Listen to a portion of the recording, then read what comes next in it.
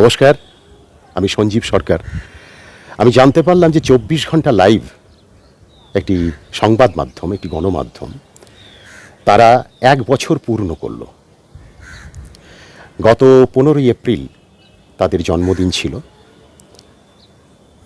তা অন্য সমস্ত মানুষের মতন, নাগরিকের মতো আমিও ২৪ ঘন্টা লাইভের সমস্ত কর্মী সদস্যদের আমার আন্তরিক শুভেচ্ছা, ভালোবাসা এবং অভিনন্দন জানাই। আমার বিশ্বাস যে নিয়ম, যে নিষ্ঠা, যে সততা এবং সাহসের সাথে একটি গণমাধ্যমকে কাজ করতে হয়, যে দায়িত্বের সাথে তাদের খবর পরিবেশন করতে হয়, ২৪ ঘন্টা লাইভ তা করে এবং আগামীতেও তারা করে চলবে। তা আমার অন্তরের শুভেচ্ছা, দীর্ঘজীবী হোক ২৪ ঘন্টা লাইভ।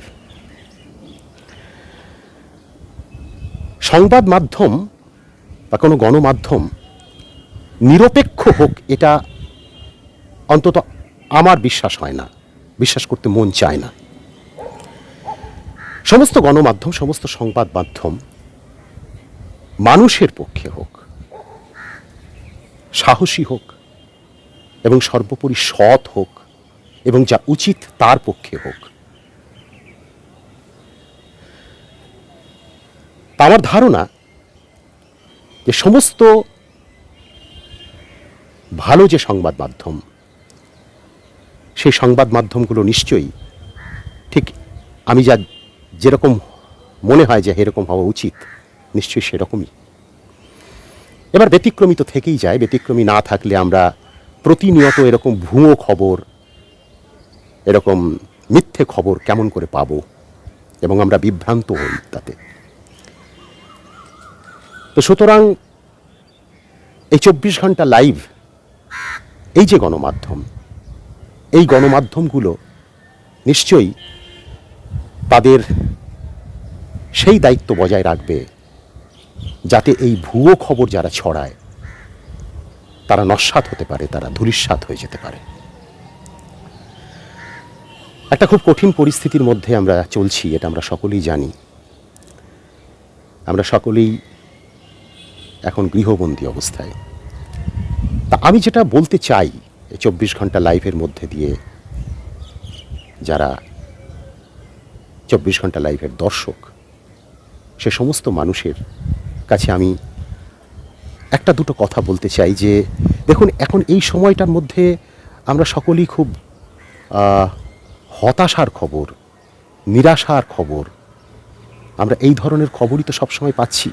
আমরা একে অন্যের সঙ্গে যখন কথা বলছি তখন পেসিমিস্টিক ওয়েতে কথা বলছি। কি হবে আগামীতে কেউ কিছু জানি না, কি করে চলবো আমরা, মানে সব নিরাশার কথা। তা আমি একটু বলতে চাই যে এই নিরাশার কথাগুলো আমরা যদি না বলি, আমরা যদি আশার কিছু কথা বলি, এটা তো সত্যি যে যা অবশ্যম্ভাবী, যে অনিবার্য, সেটাকে তো আমরা আটকাতে পারবো না। কিন্তু পাশাপাশি এটাও সত্য, ওই অন্ধকারের উৎস হতে উৎসারিত যে আলো, সেই আলোর সন্ধানটা যদি আমরা করি, আমি সেই কথাটাই বলছি। এই কথা সত্যি যে দেখুন, আমরা কেউই কিছু জানি না যে আগামীটা কি, কিন্তু তবু তার মধ্যেই আর কি আমাদের ভালো থাকবার যে চেষ্টা, সেই চেষ্টাটা আমরা করব। তো সেই চেষ্টা করবার কথা ভাবতে গিয়ে একটা দুটো কথা যেগুলো আমার মনে হচ্ছে আর কি, আমি খুব সাধারণ ভাবনা থেকে আপনাদের সাথে শেয়ার করছি। সেটা হলো এই যে যার সামর্থ্য আছে, আবারও বলছি, যাদের সামর্থ্য আছে তাদের এই মুহূর্তে এই অতিমারি, মহামারী, এই যে সময়টা, সেই সময়টার মধ্যে আমাদের প্রত্যেকের উচিত সেই সামর্থ্য যাদের আছে, সেই সামর্থ্য থেকে একটা কিছু প্রধানমন্ত্রী এবং মুখ্যমন্ত্রীর যে ত্রাণ তহবিল, যে তহবিলটা তৈরি হয়েছে এই অতিমারি মহামারীর জন্যে, সেই তহবিলে প্রত্যেকের কিছু দেওয়া উচিত।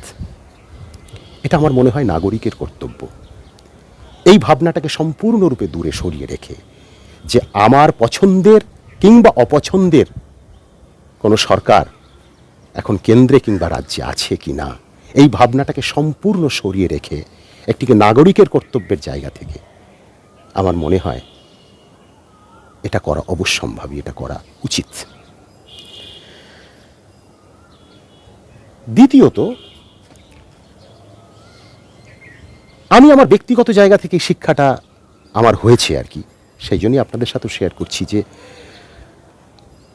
আমাদের যে বাহুল্য খরচা, অর্থাৎ যেটা না হলেই নয়, সেই খরচাটুকু ছাড়াতে এমন অনেক খরচা আমরা এতদিন করতাম বা করিও,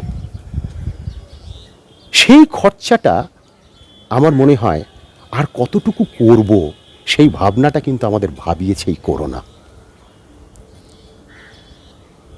আমার মনে হয় প্রয়োজনের অতিরিক্ত খরচটা আমরা না করলেই পারি। তাহলে দেখবেন প্রয়োজনের খরচের যে স্বাদ, তার যে আস্বাদন, সেটা যে কি তীব্র হয়, সেটা যে কত আনন্দের হয়, সেটা বোধহয় আরো বেশি করে উপলব্ধি করা যায়। এবার এই বাহুল্যটা তো এক একজনের এক এক রকম, এটা প্রত্যেকে প্রত্যেকের মতন করে ভাবুন।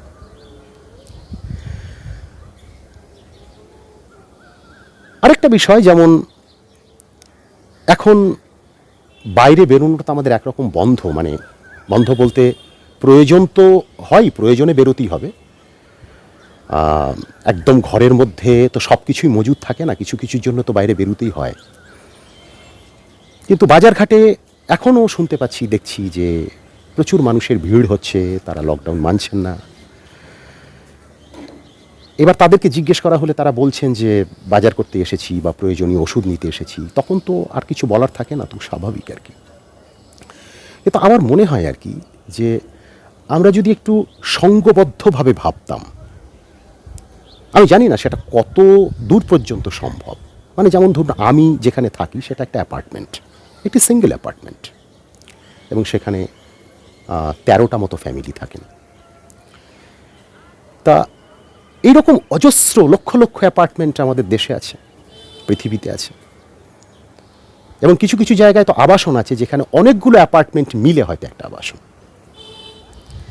তো আমি ভাবছিলাম যে এরকম যদি করা যেত, যে ধরুন একটা অ্যাপার্টমেন্টের মধ্যে যে ধরুন 10টা 12টা 8টা 6টা যে ফ্যামিলি থাকে, সেই ফ্যামিলিদের মধ্যে যদি এইরকম একটা ভাবনা ভাবা যায় যে ওই সমস্ত পরিবারের হয়ে কোনো একজন প্রতিনিধি সপ্তাহে কিংবা 2 সপ্তাহে একজন, সে সবার বাজারটুকুর জন্য বাজারে যাবে। এখন কথা হচ্ছে যে একজনের পক্ষে অত মাল নিয়ে আসা, এটা একটা প্রশ্নের ব্যাপার চলে আসে। তো সেটার জন্য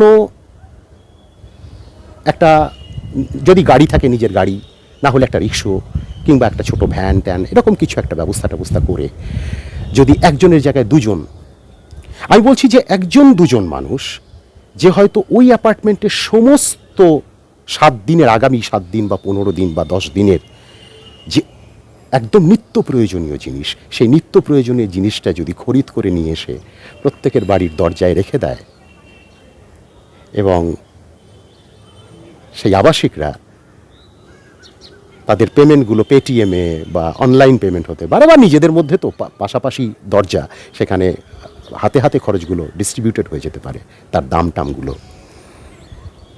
তো এরকম যদি হয় তাহলে জানি না এই ভাবনাটা কীরকম, আমি জানি না, কিন্তু আমার মনে হচ্ছে, আসলে আমি একটু ম্যাথামেটিক্সের ছাত্র, তো পারমিটেশন কম্বিনেশন পড়েছি, তো এই বিন্যাস সমবায়ের কথাগুলো ভাবতে ভাবতে এটা মাথায় এলো আর কি, যে এরকম যদি হতো যে এক একটা আবাসনে যে 15টা 10টা 8টা করে ফ্যামিলি থাকে, তো সেই ফ্যামিলির গুলোর যদি প্রতিনিধিত্ব প্রত্যেক সপ্তাহে বা 10 দিন অন্তর অন্তর করে যদি পাল্টে যায়, তাহলেই দেখুন, ভেবে দেখুন, ওই 15টা পরিবারের গৃহকর্তাকে বা গিন্নিকে ওই 7 দিন পর পর কিন্তু বেরোতে হচ্ছে না। তাহলে সেইটা একটা ভাবনা কাজ করতে পারে আর কি। তো এইসব আর কি, মানে এটা ভেবে দেখা যেতে পারে। আমি জানি না মানে এটা কতটা বিজ্ঞানসম্মত আমি জানি না, কিন্তু পরিস্থিতি অনুযায়ী তো মানুষের ভাবনাগুলো আসে। আরেকটা ব্যাপার যেটা আমার আর কি, আমি একজন নাট্যকর্মী হিসেবে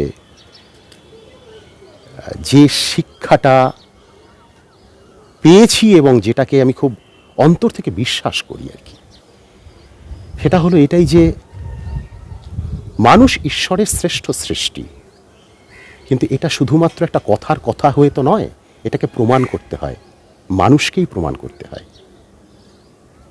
তো এই কঠিন সময়ে বোধহয় মানুষের সেই প্রমাণ করবার জরুরি একটা অবস্থা এসে দাঁড়িয়েছে যে মানুষ কেন ঈশ্বরের শ্রেষ্ঠ সৃষ্টি। তো সেটা মানুষের প্রমাণ করবার সময় এসেছে, এটা দায় মানুষের। তাই আমি বিশ্বাস করি যে সমস্ত মানুষের সর্বপ্রকার মুক্তির জন্য, সমস্ত মানুষের সর্বপ্রকার মুক্তির জন্য সমাজতন্ত্র থেকে সাম্যবাদের দিকে এগিয়ে যাওয়া ছাড়া অন্য কোনো পথ আজ পর্যন্ত আবিষ্কৃত হয়নি। তাই এটুকুই বলবো যে আসুন আমরা সবাই একটু সাম্যের গান গাই, আমরা সতর্ক থাকি, সুস্থ থাকি, ভালো থাকি। নমস্কার।